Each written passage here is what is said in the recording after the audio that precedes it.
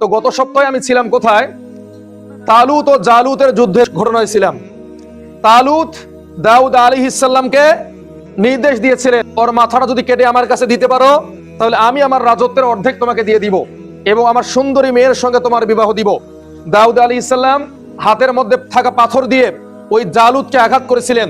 এক পাথরের আঘাতেই জালুত ধ্বংস হয়ে গেল। এই পর্যন্ত তো ছিলাম নাকি? এখন আমরা সামনের দিকে আসবো। যাবতীয় প্রশংসা বিশ্বজগতের মালিক আল্লাহ তাআলার জন্য, যে আল্লাহ তাআলা দয়া করে এই কনকনে শীতের দিনে দুনিয়ার সমস্ত কাজ থেকে আমাদেরকে বিরত রেখে পবিত্র এই জুমার দিনে জুমার মসজিদে আসার এবং বসার তৌফিক দান করেছেন। আমরা বলি আলহামদুলিল্লাহ। আল্লাহ বলে, নিয়ামত পাওয়ার পরে কোনো বান্দা যখন শুকরিয়া আদায় করে, আল্লাহর দায়িত্ব কর্তব্য হয়, যিনি আল্লাহ তাআলার দায়িত্ব কর্তব্য হয়ে যায়, তিনি সেই ব্যক্তির নিয়ামতকে বৃদ্ধি করে দিবেন।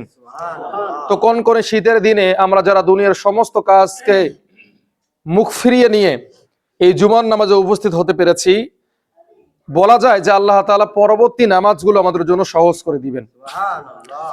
দরুদ এবং সালাম পেশ করছি নবী সাল্লাল্লাহু আলাইহি ওয়াসাল্লামের উপর এবং আদম আলাইহিস সালাম থেকে মুহাম্মদ সাল্লাল্লাহু আলাইহি ওয়াসাল্লাম পর্যন্ত যত নবী পৃথিবীতে এসেছেন সমস্ত নবীর উপর। সকালে বলি সাল্লাল্লাহু আলাইহি ওয়াসাল্লাম। আল্লাহ তাআলা সূরা আরাফের ভিতরে খুব সুন্দর কিছু কথা বলেছেন। এই কথাগুলোর যদি আমি বাংলা উচ্চারণ করি, অর্থটা এরকম হবে যে আল্লাহ তাআলা বলছেন, কিছু মানুষকে আমি জাহান্নামের জন্য সৃষ্টি করেছি, এরা কশ্চিন কালেও জান্নাত পাবে না। এরা কারা? যাদের হৃদয় আছে উপলব্ধি করে না, যাদের কান আছে শোনে না, যাদের চোখ আছে দেখে না। উলাইকা কাল আনআম, এরা হচ্ছে গবাদি পশু। আল্লাহ তাআলা এখানেই থেমে যাননি, বরং তিনি বলছেন যে না, এরা গবাদি পশু হতে পারে না।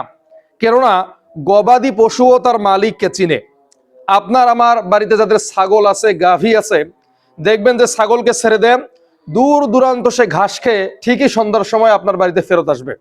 একটা গরুকে বেঁধে রেখেছেন, সে হয়তোবা ছুটে গিয়ে একজনের ফসল খেয়েছে, কিন্তু সন্ধ্যা হলেই ঠিক সে আপনার বাড়িতে চলে আসবে।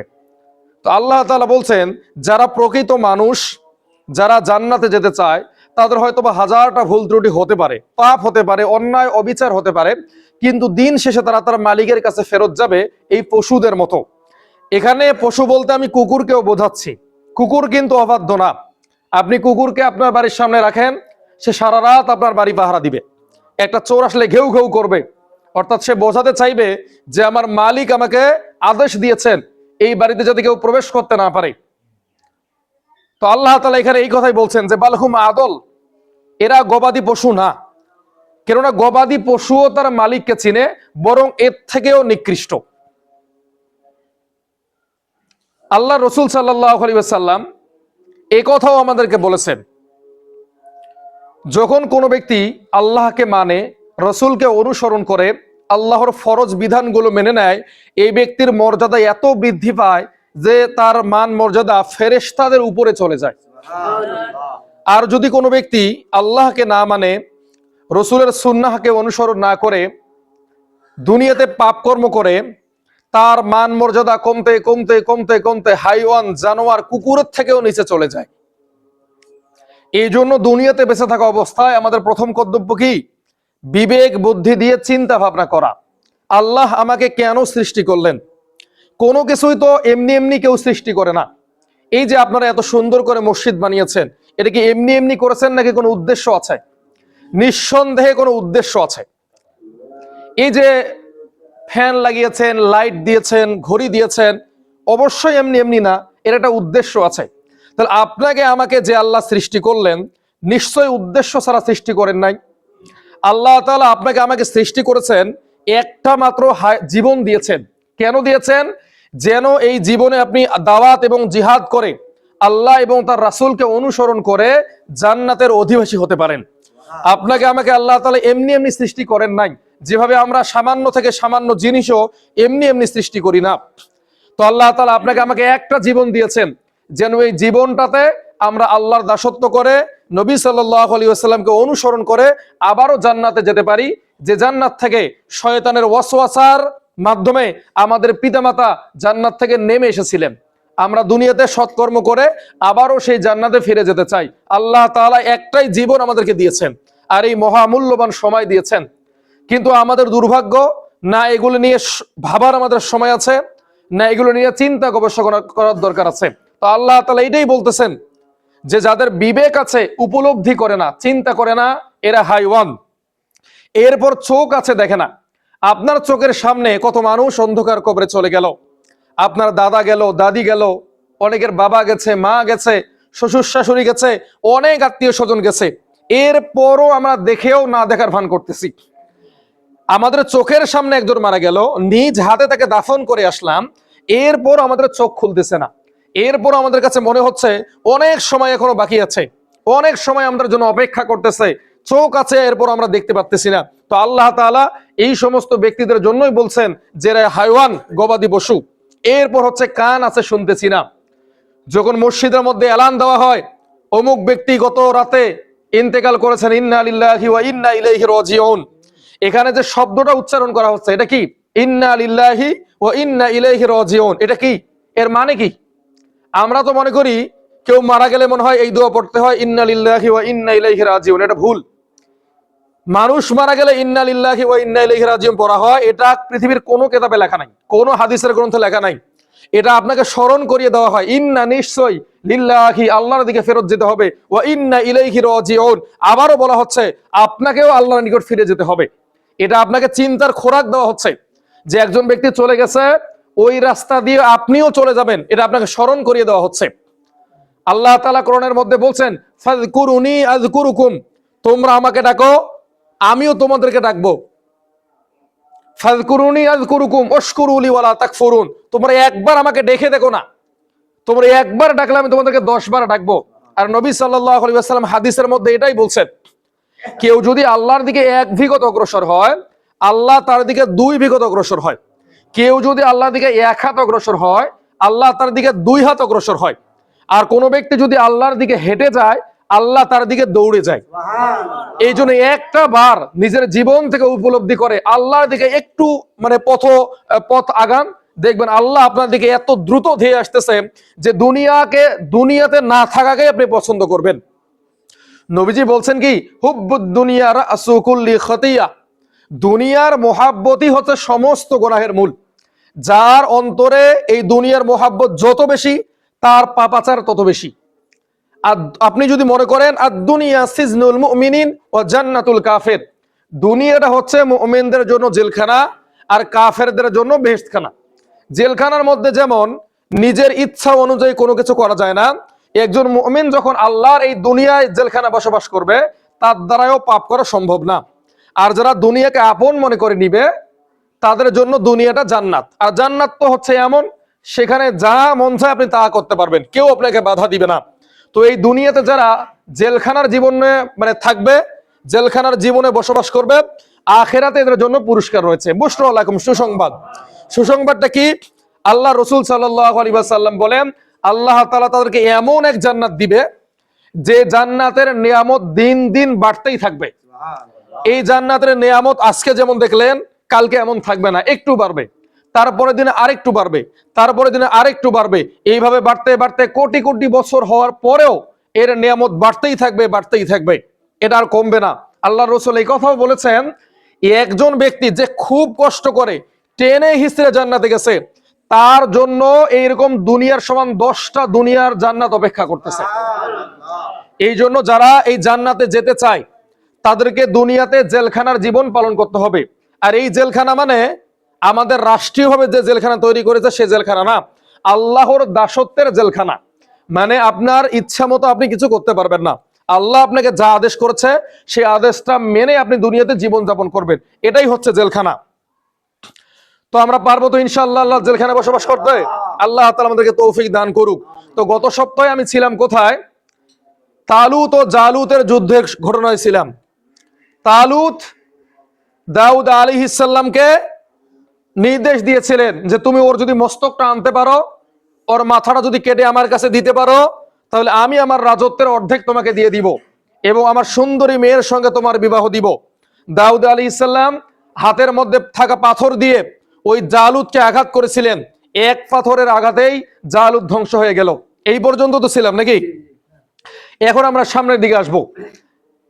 যখন জালুতকে হত্যা করা হয়ে গেল, তখন তালুত হয়ে গেল সেই দেশের রাজা বা বনি ইসরাইলের প্রধানমন্ত্রী। সেই সময়ে শাসন কার্য তার ঘাড়ে চলে আসলো অটোমেটিক। তিনি যখন রাজা হয়ে গেলেন, রাজা হওয়ার পরে দুনিয়ার মোহাব্বত, দুনিয়ার ভোগবিলাস, এই যে রাজত্বর যে অহংকার, সবকিছু তার ঘাড়ের মধ্যে চেপে বসলো। সে তার ওয়াদার কথা ভুলে গেল। তাকে যখন কিছু মানুষ গিয়ে বলল, তুমি তো ওয়াদা করেছিলে যে দাউদকে তুমি তোমার মেয়ের সঙ্গে বিবাহ দিবে, তুমি তাকে তোমার রাজত্বের অর্ধেক দান করবে, তুমি এখন কেন করছো না? তখন তালুত বলতেছে, সে তো একটা রাখাল ছেলে, সে তো একটা দূর থেকে আসা একটা ছেলে, তার চেহারা তো এত সুন্দর না, তাহলে তার সঙ্গে আমি আমার মেয়ের কিভাবে বিয়ে দিব? বরং আমার মেয়ে তো অত্যন্ত সুন্দর, তাকে তো আমি অন্য কোন দেশের রাজার সঙ্গে বিবাহ দিব বা রাজপুত্রের সঙ্গে বিবাহ দিব, একজন রাখালের সঙ্গে কিভাবে আমি আমার মেয়ের বিবাহ দিব? তিনি আরো বলছেন, আমি তো বলেছিলাম যে তার মস্তকটা কেটে আমার সামনে আনতে হবে, সে তো তার মস্তকটা কাটে নাই, সে তো পাথর দিয়ে তাকে হত্যা করেছে, সুতরাং সে আমার কথা রাখে নাই, তাকে আমি কেন এখন রাজত্ব দিব? সে এরকম যুক্তি পেশ করলো। ওই সময় যেহেতু তিনি রাজা, সমস্ত মানুষ তার কথা মেনে নিল। দাউদ আলাইহিস সালাম ওই যে শামউল আলাইহিস সালাম যার কাছ থেকে এসেছিলেন তার কাছে ফিরে গেলেন। শামউল আলাইহিস সালাম দাউদকে দেখা মাত্রই বলল, এই বাচ্চা একদিন বড় হবে, বড় হয়ে বনি ইসরাইলের নবী হবে। দাউদ আলাইহিস সালাম এবার তার অল্প কিছু সফর সঙ্গীকে নিয়ে পাহাড়ের অদূরে একটা জঙ্গলের মধ্যে গিয়ে বসবাস করতে লাগলেন। তালুত যেহেতু অপরাধ করেছে, তালুত যেহেতু বেঈমানি করেছে তার সঙ্গে, তার মনের মধ্যে একটা ভয় থেকেই গেল যে আমি তো তাকে আমার মেয়ের সঙ্গে বিবাহ দিতে চেয়েছিলাম, আমি তো তাকে সম্পত্তির অর্ধেক দিতে চেয়েছিলাম, তার এই পাপ তার শরীরের মধ্যে কামড়াচ্ছে। সে মনে মনে পরিকল্পনা করলো, এই দাউদকে যদি আমি হত্যা করে ফেলি তাহলে আমার মনের মধ্যে আর কোনো টেনশন নাই, কোনো চিন্তা নাই। যেহেতু দাউদ আলাইহিস সালাম জঙ্গলের মধ্যে বসেছিলেন, এখন এই শয়তান, যারা আসলে খারাপ মানুষ হয়, এরা কিন্তু ভালো চিন্তা করতে পারে না। এই তালুত বলতে ভাবতেছে মনে মনে যে এই দাউদ জঙ্গলের মধ্যে গিয়ে বসবাস করতেছে, নিশ্চয়ই আমার সাম্রাজ্যকে ধ্বংস করার জন্য কোনো না কোনো ষড়যন্ত্র তারা করতেছে। কিন্তু দাউদ আলাইহিস ইসলামের মনে এমন কিন্তু কোনো চিন্তা নাই, তিনি নির্বিঘ্নে নির্দ্বিধায় নির্জনে আল্লাহর ইবাদত করতেছে।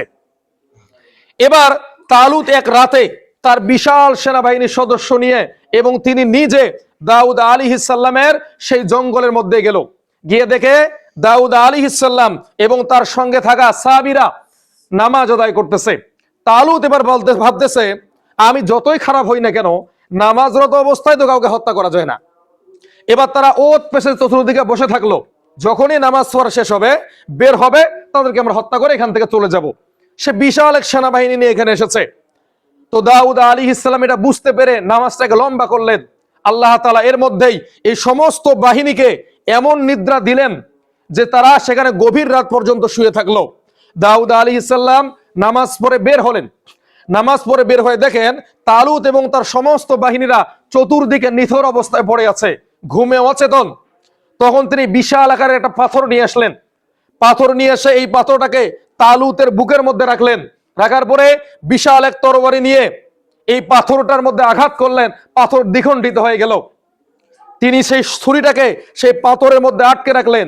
রাখার পরে সেখানে একটা চিঠি লিখলেন, লিখে বললেন, হে তালুত, তুমি আমাকে তোমার রাজ্যের জন্য হুমকি মনে করবে, এই জন্য আমি এই গুহায় বা এই নির্জন এলাকায় গিয়ে আল্লাহর ইবাদত করতেছি, যেন তোমার শাসন কার্য পরিচালনা করতে কোনো ভয় বা সন্দেহ না থাকে।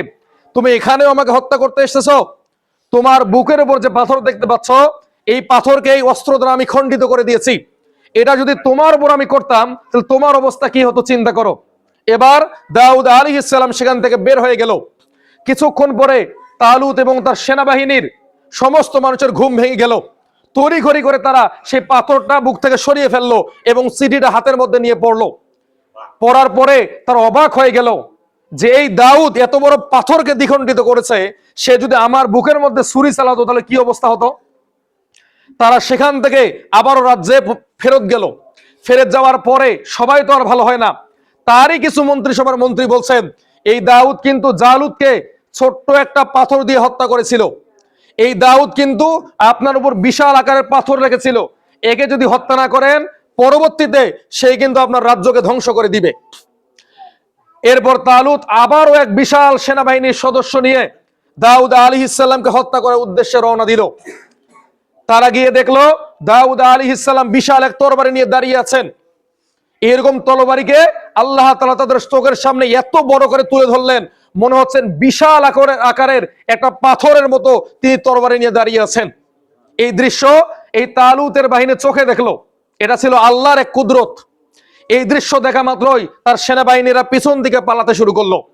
পালাতে পালাতে তারা রাজ সিংহাসনে এসে বসলো। তখন সেই সমাজের যারা মানুষ ছিল বা যারা উজির নাজির ছিল, তারা আর এটাকে মানে সহ্য করতে পারলো না। তারা ভেবে বসলো যে এটা নিশ্চয়ই আল্লাহর পক্ষ থেকে একটা কুদরত এবং দাউদ হচ্ছেন আল্লাহর পক্ষ থেকে প্রেরিত বিশেষ কোনো দূতই হবে। তাছাড়া পর টু পর ব্যাক টু ব্যাক 3 বার তাকে হত্যা করার সিদ্ধান্ত নিলাম, হচ্ছে না কেন? তখন তালুত সমস্ত মানুষের কথা শুনে নিজেও আতঙ্কিত হয়ে গেল যে এই দাউদকে আসলে হত্যা করা সম্ভব না। এরপর তিনি এটা দাউদকে চিঠি লিখলেন, লিখে বললেন, হে দাউদ, আমার ভুল হয়ে গেছে, আমাকে ক্ষমা করে দাও, তুমি আমাদের রাজ্যে আসো, আমি আমার রাজ্যের অর্ধেক তোমাকে দান করব এবং আমার সুন্দরী মেয়ের সঙ্গে তোমার বিবাহ দিব। এদিকে আবার তালুত অসংখ্য মুসলিমদেরকে হত্যা করেছিল, তাদের উপর জুলুম করেছিল, রাজ্যের মধ্যে অনিয়ম সৃষ্টি করেছিল। তখন দাউদ আলাইহিস সালাম চিঠির উল্টা পিঠে লিখে দিলেন, তুমি যত মুসলিমকে হত্যা করেছো, যত মানুষের উপর জুলুম নির্যাতন করেছো, এই সমস্ত কাজের যদি কাফারা না দাও তাহলে আমি কশ্চিন কালেও তোমার রাজ্যে ফিরে যাব না। কিছুদিন পরেই তালুতের বাহিনীর সঙ্গে রোমান সৈন্যদের একটা যুদ্ধ হলো। এখানে তালুত অংশগ্রহণ করলো। তখন দাউদ আলাইহিস সালাম তাকে বলেছিল, তুমি যত মুসলিমকে হত্যা করেছো, তত কাফের বেঈমানকে যদি হত্যা করতে পারো তাহলে তোমার রাজত্বে আমি ফিরে যাব। এই তালুত তখন নিজের ভুলের প্রায়শ্চিত্ত করতে গিয়ে এই যুদ্ধে অংশগ্রহণ করলো এবং নিজের সেনাপতির দায়িত্ব পালন করলো। অসংখ্য কাফের বেঈমানকে হত্যা করে তার গর্দানটাও আলাদা হয়ে গেল। দাউদ আলাইহিস সালাম যখন এই খবর পেলেন, তিনি আর বসে থাকতে পারলেন না। তিনি সশরীরে যুদ্ধের মধ্যে অংশগ্রহণ করলেন এবং রোমান সৈন্যদেরকে একদম ধূলিসাৎ করে দিলেন। অপরদিকে তালুতের লাশকে তুলে নিয়ে আসলেন। আসার পরে রাষ্ট্রীয় মর্যাদায় তাকে দাফন কাফন করা হলো। দাফন কাফন করার পরে ওই রাজ্যের যত বনি ইসরাইল ছিল সবাই দাউদকে এই নেতৃত্বের ভার তুলে দিল। দাউদ আলাইহিস সালাম হয়ে গেলেন পৃথিবীর সুপার পাওয়ার বনি ইসরাইলের একমাত্র রাজা। এইদিকে তালুতের সুন্দরী মেয়ে, তার এখনো বিয়ে হয় নাই, সে দাউদ আলাইহিস সালামের কাছে একটা চিঠি পাঠালো। চিঠির মধ্যে লেখা ছিল, আমার বাবা তোমাকে ওয়াদা দিয়েছিল আমার সঙ্গে বিবাহ দিবে, কিন্তু আমার বাবা ওয়াদা পালন করেন নাই, আমার বাবা এখন নাই, আমি চাই আমার বাবার ওয়াদাকে পালন করতে। দাউদ আলাইহিস সালাম বললেন, তোমার বাবা মারা গেছে, তার ওয়াদাও শেষ হয়ে গেছে। আমরা যারা ওয়াদা করি আমরা ভাবি আমরা মরে গেলে মনে হয় ওয়াদা আছে, না, আপনি যে ওয়াদা করছেন, আপনি মারা গেছেন, আপনার ওয়াদা মারা গেছে। সুতরাং এখানে দাউদ আলাইহিস সালাম বলল যে তোমার বাবা মারা গেছে, তার ওয়াদা শেষ, যদি তুমি এই ওয়াদার পূর্ণ করতে গিয়ে আমাকে বিবাহ করো তাহলে শুনে রাখো আমি তোমাকে বিবাহ করতে পারবো না। তখন দাউদ আলাইহিস সালামের মেয়ে বলছেন যে না, আমি স্বইচ্ছায় আপনাকে বিয়ে করতে চাই। তখন দাউদ আলাইহিস সালাম এই প্রথম তালুতের মেয়েকে বিবাহ করলেন। এরপর তিনি জীবনে একাধিক বিবাহ করেছেন। আল্লাহ তাআলা তার শাসন আমলটাকে এমন ভাবে সমৃদ্ধিকরণ করলেন যে পুরো পৃথিবীর 2 ভাগ তার শাসনের অধীনস্থ হয়ে গেল। দাউদ আলাইহিস সালাম ন্যায় বিচার প্রতিষ্ঠা করতে থাকলেন, সমাজের মানুষের মাঝে ইনসাফ ভিত্তিক আইন প্রতিষ্ঠা করলেন। সমাজের প্রত্যেকটা মানুষ এবার দাউদ আলাইহিস সালামকে পেয়ে তারা খুশি হয়ে গেল। বনি ইসরাইল ওই সময় এই জেরুজালেমকে রাজধানী করে পুরো পৃথিবী শাসন করলেন। একদিন হযরত দাউদ আলাইহিস সালাম তসবিহ পাঠ করতেছিলেন। তসবিহ পাঠ করতে করতে তিনি দেখতে পেলেন সুন্দর একটা কবুতর, যার আকৃতিটা হচ্ছে একটা পাখির মতো, ধরেন চেহারাটা হচ্ছে ব্রাউন কালারের, মানে এক কথায় খুবই সুন্দর, খুবই সুন্দর। এই কবুতরটাকে দেখার পরে তিনি কবুতরটাকে ধরতে গেলেন। কবুতরটা আরেকটু দূরে সরে গেল, তিনি আবারও সেখানে ধরতে গেলেন। এইভাবে ধরতে ধরতে ধরতে ধরতে তার মনোযোগ একবারে অন্যরকম হয়ে গেল। তিনি কোথায় যাচ্ছেন না যাচ্ছেন নিজেও জানেন না। এই কবুতরটাকে ধরতে ধরতে ধরতে ধরতে তিনি একটা বাগানের মধ্যে গেলেন। যাওয়ার পরে তার চোখ খুলে গেল যে আমি কোথায় আসলাম। তখন তিনি এই বাগানের একজন মালিককে দেখতে পেলেন। মালিকে দেখার পরে জিজ্ঞাসা করলেন এটা কার বাগান? তখন এই মালি বলছে এখানে একটা সুন্দর মহিলা থাকে, যার প্রাসাদ পাশেই রয়েছে, এই বাগানের মালিক হচ্ছে ওই মহিলা। দাউদ আলাইহিস সালাম সেই মহিলাকে দেখার জন্য তার একটা কামনা জাগলো যে এত সুন্দর প্রাসাদ, এত সুন্দর বাগানের মালিক, তাকে একটু আমি দেখি। তিনি আরো সামনে গিয়ে একজনের দেখা পেলেন, সেই ব্যক্তিকে জিজ্ঞাসা করলেন এই মহিলার কি বিবাহ হয়েছে? তখন ওই ব্যক্তি বলছে যে হ্যাঁ, এই মহিলার বিবাহ হয়েছে, তবে এমন একজনের সঙ্গে বিবাহ হয়েছে তাদের ভিতরে স্বামী স্ত্রীর কোনো সম্পর্ক নাই। কেননা যার সঙ্গে বিবাহ হয়েছে সে ছিল এই রাজ্যের সেনাপতি। তিনি সামান্য একটা ভুলের কারণে রানী তাকে এই রাজ্য থেকে বহিষ্কার করেছে। বর্তমান তিনি দিন মজুরের কাজ করে। দাউদ আলাইহিস সালাম তার কাছে গেলেন, গিয়ে তার কাছ থেকে সমস্ত হিস্ট্রি শুনলেন। শোনার পরে বললেন পাশেই আমার রাজ্য রয়েছে, তুমি কি আমার রাজ্যের সেনাপতির দায়িত্ব পালন করবে?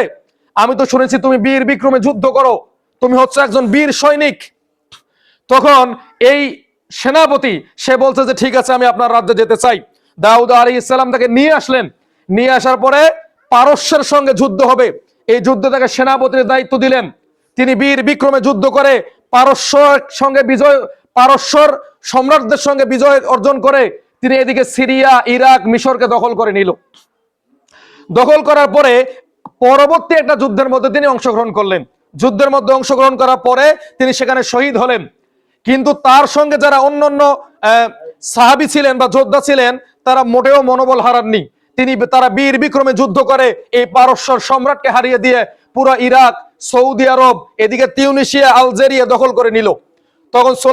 তখন দাউদ আলাইহিস সালামের রাজ্য আরো বিস্তীর্ণ হতে থাকলো, একেবারে পৃথিবীর 3/2 দখল করে ফেললেন। এরপর দাউদ আলাইহিস সালামের ইচ্ছা জাগলো যে রানীকে তিনি বিবাহ করবেন। দাউদ আলাইহিস সালাম প্রস্তাব পাঠালো, সেই রানীকে তিনি বিবাহ করলেন। আর এই রানীর ঘর থেকে জন্ম হয়েছিল হযরতে সুলাইমান আলাইহিস সালামের। একবার সুলাইমান আলাইহিস সালামের সময়ে একজন মহিলা আটা নিয়ে যাচ্ছিলেন। যাওয়ার পথে প্রচন্ড ঝড়ো বাতাস আসলো, তার আটাগুলোকে এই বাতাস মাটির মধ্যে ফেলে দিল। তিনি অত্যন্ত কষ্ট পেলেন, দুঃখ পেলেন, কেননা তার বাড়িতে কিছু মেহমান ছিল, একজন ভিক্ষুক ছিল। এবার এই মহিলা চিন্তা করলেন আমি যদি এখন মেহমানের কাছে যাই খালি হাতে, তখন মেহমান আমাকে কি ভাববে? আমি তো তাদেরকে কথা দিয়েছিলাম যে আমি বাজার থেকে আটা এনে তোমাদেরকে রুটি বানিয়ে খাওয়াবো। তখন তিনি বাসার দিকে না গিয়ে দাউদ আলাইহিস সালামের দরবারে গেলেন। গিয়ে বলছেন হে দাউদ, আমি তো মেহমানকে বাড়িতে বসাই রেখেছি, আটা নিয়ে যাচ্ছিলাম, বাতাস আমার সমস্ত আটাকে ফেলে দিয়েছে, আপনি এখন বিচার করেন। দাউদ আলাইহিস সালাম ভাবলেন বাতাসের কি আর বিচার করা যায়? তিনি তখন বললেন যে ঠিক আছে, আমি তোমাকে 5 কেজি আটা দিতেছি, এই 5 কেজি আটা নিয়ে তুমি বাড়িতে যাও, সেখানে গিয়ে রুটি বানিয়ে সেই সমস্ত মেহমানদেরকে খাওয়াও। এই মহিলা 5 কেজি আটা পেয়ে খুব খুশি। তিনি দরজা দিয়ে বের হবেন, সেই সময় সুলাইমান আলাইহিস সালামের বয়স 7 থেকে 8 বছর। তিনি তখন এই মহিলাকে বলছেন, মহিলা কি খবর, তুমি কি আটা পেয়ে খুশি হয়েছো? তখন মহিলা বলছে হ্যাঁ। তখন এই ছোট্ট বাচ্চা সুলাইমান আলাইহিস সালাম বলছেন তুমি আবারও ফিরে যাও, গিয়ে বলো বাতাসের বিচার করতে। বাতাস তোমার আটা ফেলে দিয়েছে, সে আটার পরিবর্তে তোমাকে আটা দিলে এটা তো সঠিক বিচার হবে না, বিচার বাতাসেরই করতে হবে। তখন এই মহিলা আবারও দাউদ আলাইহিস সালামের কাছে গিয়ে হাজির, বলছে হে দাউদ, তুমি আমাকে আটা দিলে, এই আটা যদি আমি গ্রহণ করি তাহলে তো ন্যায় বিচার হলো না। ন্যায় বিচার করতে গেলে কি হবে? বাতাসকে আপনার ডাকতে হবে এবং আমার বাতাসের কাছ থেকে জরিমানা নিতে হবে। এটাই হচ্ছে ন্যায় বিচার। ন্যায় বিচার মানে কি অনেকে আমরা বুঝি না, কিন্তু ন্যায় বিচার মানে কি আমরা খালি ভাবি কোরআনের মধ্যে বলা চুরি করলে হাত কেটে দাও, এটাই মনে হয় ন্যায় বিচার। না, কোরআন বলছে চুরি করলে হাত কেটে দাও কাদের? যারা এক কলমের খোঁচায় 10,000 কোটি টাকা বিদেশে পাচার করেছে তাদের। আর কোরআনের মধ্যে বলা আছে একজন মানুষ যার কর্ম নাই, কাজ নাই, তার ঘরের মধ্যে বাচ্চা আছে, সন্তান আছে, এই ব্যক্তি যদি চুরি করে ইসলামের হাত কেটে দিতে বলে নাই, বরং ইসলাম বলছে একে যাকাতের টাকা দাও, একে একটা ভ্যান কিনে দাও, অটো কিনে দাও, সে যেন পরবর্তীতে আর চুরি না করে এমন একটা ব্যবস্থা করে দাও। এটাই হচ্ছে ইনসাফ। আর যারা স্বভাবে চুরি করে, আপনি এলাকার এমপি, একটা ব্রিজ নির্মাণ হবে, ওখান থেকে 1,000 কোটি টাকা মেরে দিয়েছেন, এটা হচ্ছে স্বভাবের চুরি। এই চুরি যারা করবে কোরআন বলছে তাদের হাত কেটে দাও। আবার অনেকে আমরা শুনি জেনা করলে রজম করে হত্যা করো। সে কে? একজন অবিবাহিত ছেলে যদি জেনা করে কোরআন কখনোই বলে নাই যে তাকে রজম করে হত্যা করো। একজন অবিবাহিত ছেলে যদি জেনা করে তাকে 100টা বেতের আঘাত দিয়ে এলাকা থেকে 1 বছরের জন্য বের করে দিতে হবে। আর যদি কোনো বিবাহিত পুরুষ যার ঘরে হালাল স্ত্রী আছে, এ যদি অন্য কোনো মহিলার সঙ্গে পরকীয়া করে, কোরআন বলছে তাকে রজম করে হত্যা করো। তো কোরআন আজকে আমাদের কোরআনের যে শাসন আছে বা কোরআনের যে বিধান আছে, এটা আমাদেরকে ভুল বোঝানো হয়েছে, আমাদেরকে সঠিকটা বলা হচ্ছে না। কোরআন বলছে সুদ খেও না। আপনি যে আপনার ভাইয়ের কাছ থেকে সুদ খাচ্ছেন, আপনি নিজের বিবেকে চিন্তা করেন তো যে এটা কি পাপ না? একজন গরিব মানুষ, সে অসহায়ত্বের পড়েছে, তার মেয়েকে বিবাহ দিতে পারছে না, সে আপনার কাছ থেকে টাকা চেয়েছে। তার যদি টাকা থাকতো সে কি আপনার কাছ থেকে চাইতো? তার টাকা নাই, সে আপনার কাছ থেকে নিল, আপনি তো ওই টাকা ফেরত নিবেন, আরো সুদের টাকা চাচ্ছেন। সে কোন জায়গা থেকে ফেরত দিবে আমাকে বলেন? সে কোথা থেকে দিবে? তার কাছে তো নাই বিদায় সে আপনার কাছ থেকে নিয়েছে। ইসলাম এই জন্য সুদটাকে হারাম করেছেন। কিন্তু জাকাত ভিত্তিক অর্থনীতিকে ইসলাম বলেছেন যে এটাই হচ্ছে মুসলিম বিশ্বের মোট সম্পত্তির উৎস।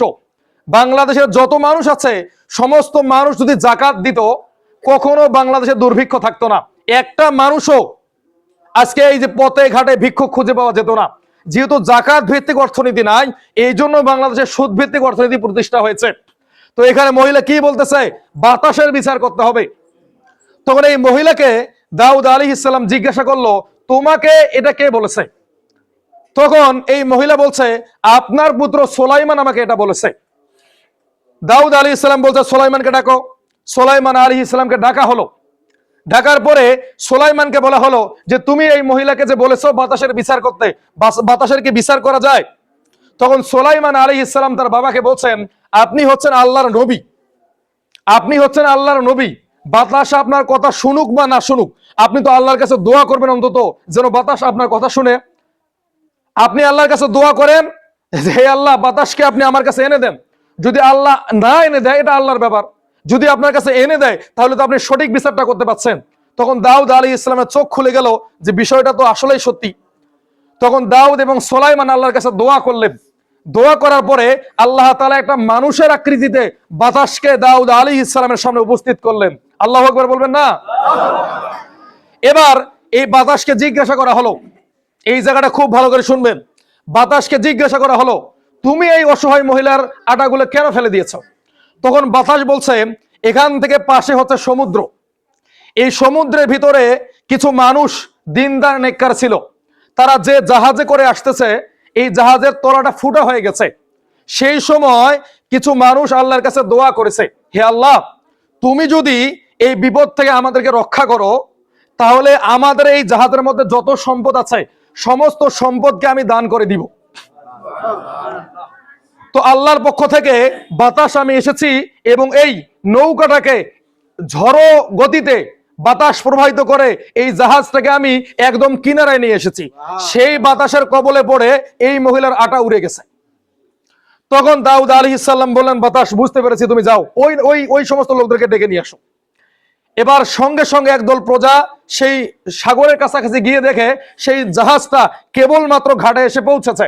তখন তাদের প্রত্যেককে নিয়ে আসা হলো।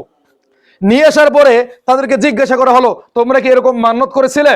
তখন তারা বলছে যে হ্যাঁ, আমরা মান্যত করেছিলাম, যদি আমরা সহি সালামতে এই ঘাটে পৌঁছাতে পারি, তাহলে আমাদের যত সম্পদ আছে সমস্ত সম্পদ আমি দান করে দিব।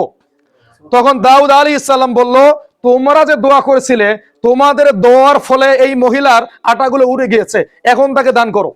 তখন ওই জাহাজের নাবিকেরা এই বৃদ্ধা মহিলাকে তাদের সম্পত্তির অর্ধেক দান করে দিল,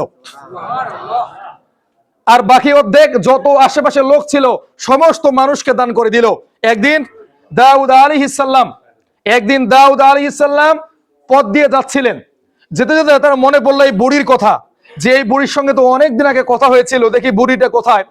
তিনি বুড়ির বাড়ির কাছাকাছি গিয়ে দেখে সেখানে কোনো ছোট ঘর নাই, সেখানে বিশাল এক সাম্রাজ্য, মানে বিশাল এক রাজপ্রাসাদ, আশেপাশে ফল ফুলের গাছ দিয়ে ভরপুর।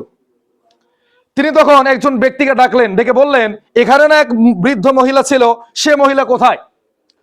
তখন এই ব্যক্তি বলছে, এই বৃদ্ধার বাড়ি হচ্ছে এত বড়। দাউদ আলাইহিস সালাম অবাক হয়ে গেলেন যে মহিলার আটা পড়ে গিয়েছিল, সে মহিলা আমার কাছে গিয়ে কান্নাকাটি করলো, সেই মহিলার এত সম্পদ কিভাবে হলো? তখন সেই বুড়িকে ডেকে পাঠালেন। বুড়ি এবার কাছে এসে বলল, হে দাউদ, ওই যে মনে আছে না আমার আটা যে বাতাসের মধ্যে উড়ে গিয়েছিল, আপনি বাতাসের বিচার করেছিলেন আর আমাকে ওই নাবিকেরা সম্পদ দিয়েছিল, ওই সম্পত্তিকে আমার ছেলেরা ব্যবসা বাণিজ্য করেছে সারা পৃথিবীতে, করার পরে আজকে আমার এত কোটি কোটি টাকার সম্পদ হয়েছে। আল্লাহু আকবার বলবেন না? তাহলে দেখেন 5 কেজি আটা পড়ে গেল, বাতাসের বিচার করার পরে কোটি কোটি টাকার সম্পদ আল্লাহ তাআলা এই বুড়িকে দান করলেন। তাহলে দান করলে কমে না বাড়ে? জোরে বলেন, কমে না বাড়ে? আপনারা দান করলে কমবে না বাড়বে? দান করতে রাজি আছেন? কিসের জন্য দান করবেন? কিসের জন্য দান করবেন বলেন? আজকে দান করবেন দুটো কারণে। কয়টা কারণ? এক নম্বরে, এখানে আমরা যারা আছি আমরা দেখেছিলাম বেগম খালেদা জিয়া মারা গেছে, যাই না? তার জন্য বাংলাদেশ শুধু না সারা পৃথিবীর মানুষেরা দোয়া করছে, এমনকি ইহুদি খ্রিস্টানরা পর্যন্ত তার জন্য দোয়া করেছে। বাংলাদেশে তার থেকে বড় জানাজা নামাজ এই বাংলাদেশে আর কখনো অনুষ্ঠিত হয় নাই, হবে কিনা আল্লাহ ভালো জানে। তো নিঃসন্দেহে বলা যায়, আল্লাহ রসুল বলেছেন কোন ব্যক্তি যদি মারা যায় আর ওই এলাকার মানুষ যদি তাকে ভালো বলে, আল্লাহ তাআলা তার যদি খারাপও গুণ থাকে আল্লাহ ক্ষমা করে তাকে জান্নাতুল ফেরদাউস নসিব করেন। তো বেগম জিয়া মারা গেছেন, কোটি কোটি মানুষ প্রমাণ করেছে যে তিনি আসলেই আপসীন নেত্রী ছিলেন এবং এই বাংলাদেশের মানুষের কাছে তিনি সব থেকে জনপ্রিয় ব্যক্তি ছিলেন। এটা কি প্রমাণ হয় নাই? তো তিনি যে মারা গেছেন তার জন্য আজকে আপনারা দান করবেন।